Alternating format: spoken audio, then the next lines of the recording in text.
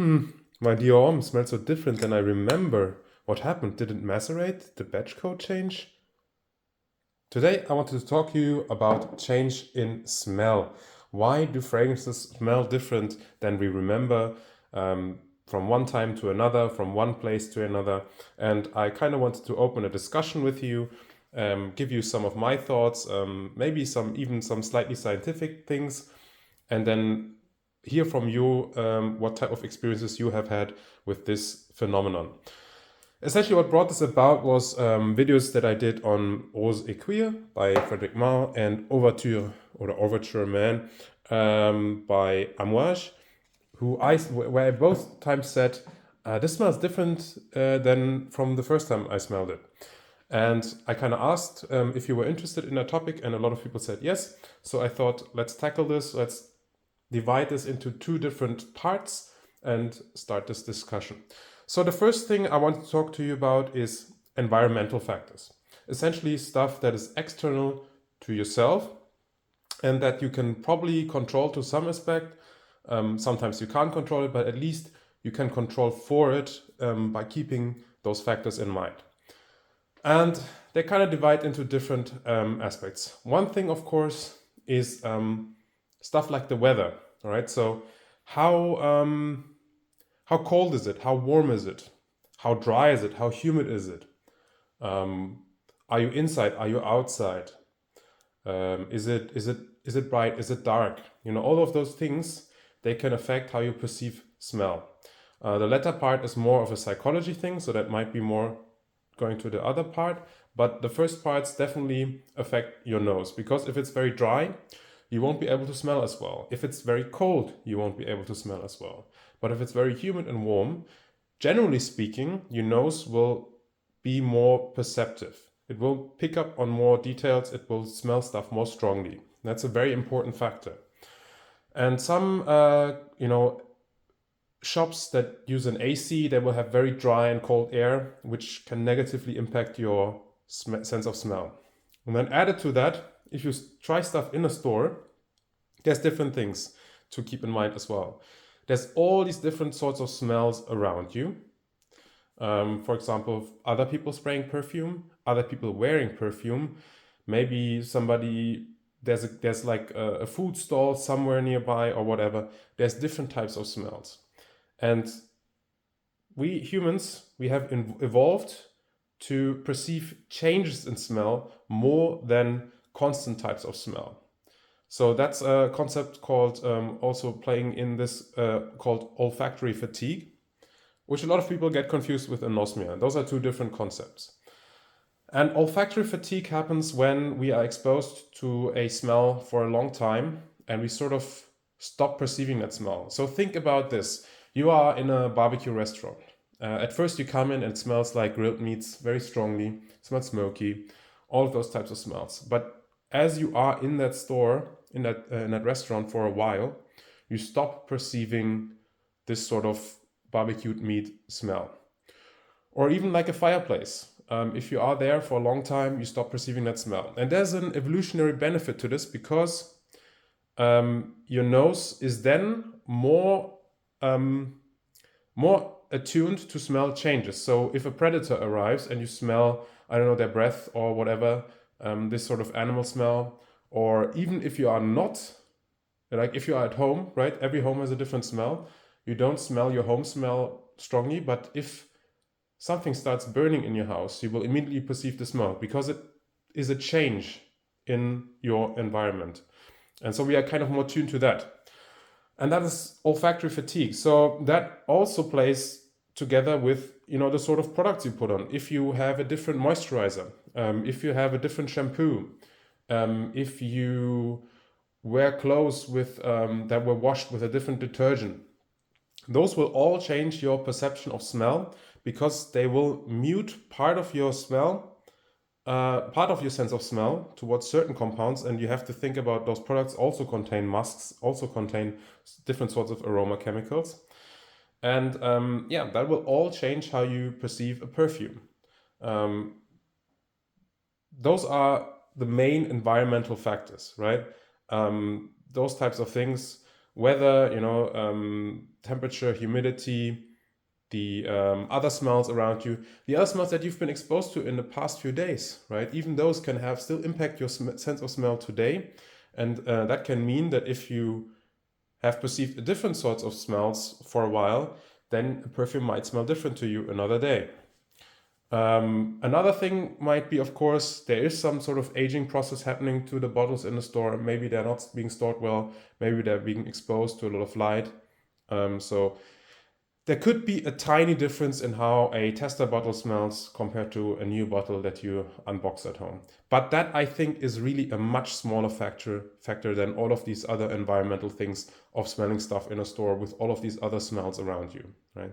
That I think is the main difference. It's not gonna be the quote unquote maceration thing, right? So a lot of people with these clones, they say, oh, you have to leave it for like, I don't know, a month or two, and then it will smell much better. Chances are there might be a small change, right? This might smell a little bit smoother, but I think mainly the thing that changes is you.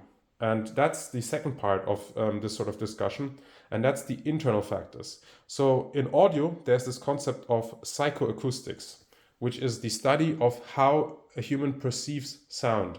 And the psychology of a person has a huge impact on how you hear stuff. And the same goes for your sense of smell. So that's why brands invest a lot in fancy bottles, right? So these nice bottles, they suggest to you, the weight suggests to you, the cap suggests to you that this is a quality product. So you're already tuned to perceive this as a very luxurious and good smelling thing.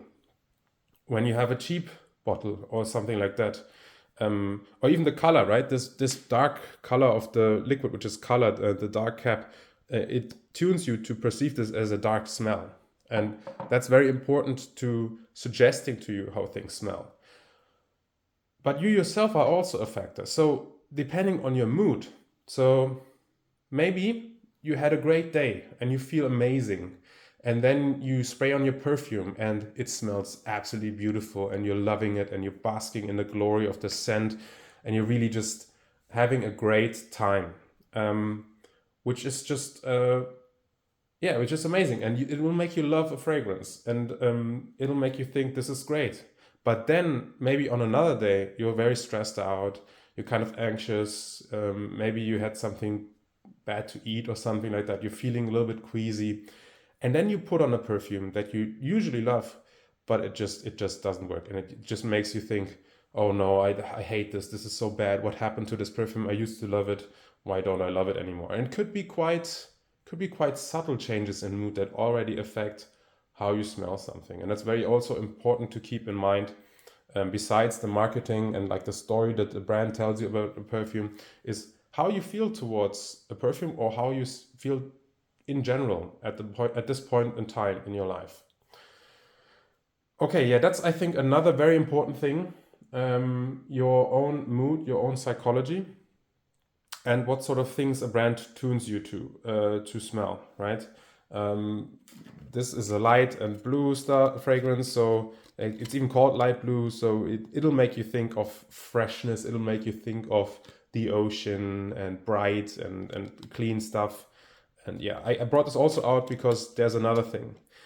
There's a change in your taste over time. So maybe you start off and you smell loads of designers and you think these are amazing. You think, oh wow, this smells so great. This smells like so fresh and clean. And this smells so deep and so sweet and strong. And it's really something that tickles your fancy, and you really enjoy this one a lot. But at some point, you maybe start smelling some other stuff. You maybe start smelling something like this, like a Frederic Malle. You maybe start smelling something like this, like Overture Man, and you think, oh my God. First of all, when you first smell this, you might think this stinks. This is really awful. Why does it stink? But at least it's different, right?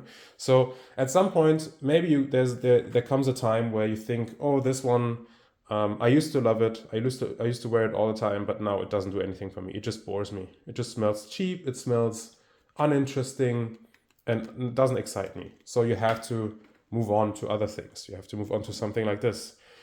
On the other hand, maybe something that used to stink to you at first now is interesting, now has depth, now you can understand, or you're kind of not as sensitive to those stronger smells like cumin, like oud, leather, notes, all of those types of notes that tend to throw people off at first, because you've smelled so many things that your knowledge base has increased so much and your reference points are so different, and now you have a different relationship to those types of smells, and they will smell a lot less offensive to you, and maybe you even want to seek them out. So that's a long process that happens over time. Your experience, your change in taste, because we all change our taste, right?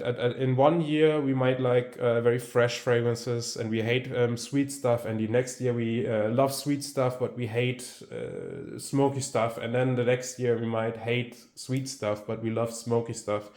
And that's a constant change in process. And you will just probably refine your taste over time. And at some point, maybe you arrive at something that's a little bit more stable.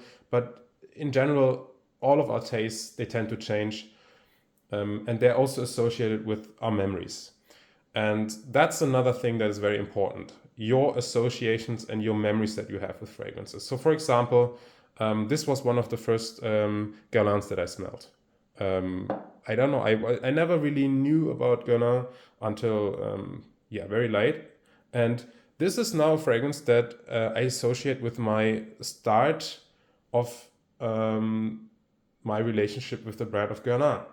And that makes it special. So maybe some people think this is way too bombastic, this is way too sweet. But when I smell it, I think of, wow, this is a discovery. This is something new. This is something exciting. And it really has a fond memory for me. So that's why maybe at some point I might get nostalgia about it and it will keep me interested in that fragrances. But others not so much.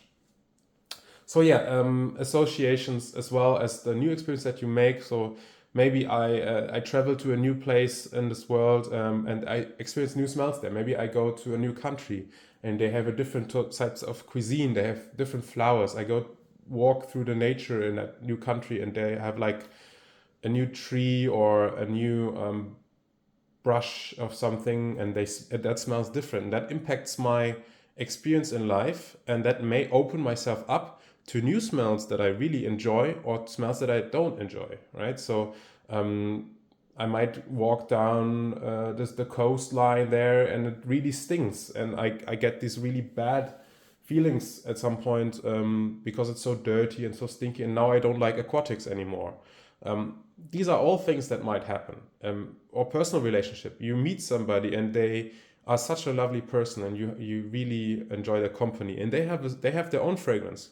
And now you start really liking fragrances associated with that person. Or you meet somebody that's really nasty to you and they wear a different fragrance.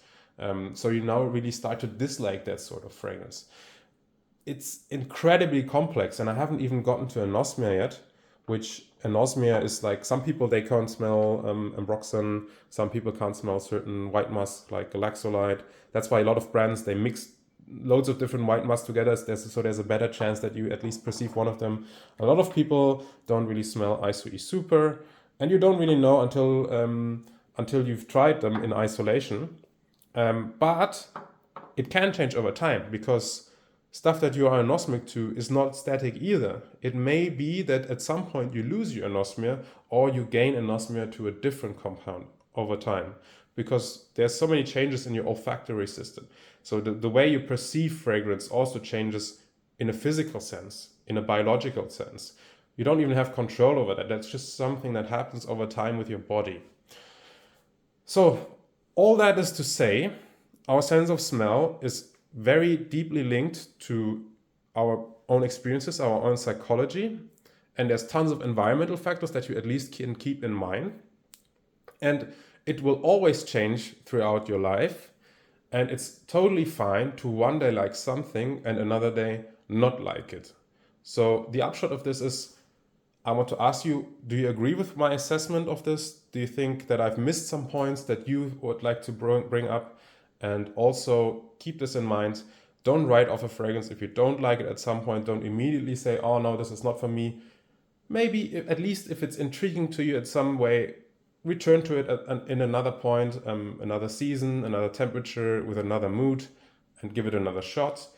And also use this to keep in mind how different other people smell things. So if you smell this one way and you like it, and another person smells it another way and they dislike it, that doesn't mean that they are wrong. Not necessarily, right? It just might mean that it smells totally different to them than it does to you, because it's very complex, and we should give everybody a little bit of leeway, and also not worry too much about batch variation, about maturation, about maceration. Your own sense of smell changes way more than any sort of batches or maturation or maceration will ever. All right. I think that's about all I wanted to say. I hope that was a fun video for you guys, as fun as it was for me. Yeah, I'm really, really loving this one, for example, right now, even though it's got cumin in it. I'm so glad I returned to it. So with that being said, thank you so much for watching. Be safe, be kind to each other, take care, and we will see each other in the next video. Bye bye.